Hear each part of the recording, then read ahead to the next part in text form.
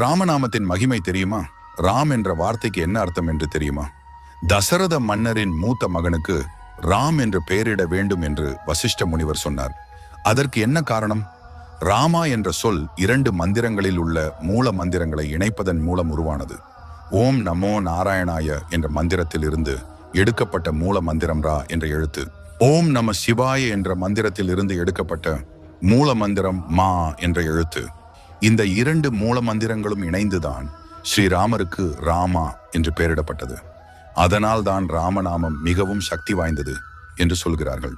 இலங்கை நகருக்கு செல்ல வானரர்கள் அனைவரும் சேர்ந்து ராமசேது பாலத்தை கட்டினார்கள். ராமர் தனது படையுடன் அந்த பாலம் வழியாக இலங்கை சென்றார். ஆனால் அனுமன் மட்டும் ராமநாமத்தை ஜபித்துக் கொண்டே கடலை தாண்டி இலங்கை சென்றார். ராமநாமத்திற்கு அவ்வளவு சக்தி உள்ளது.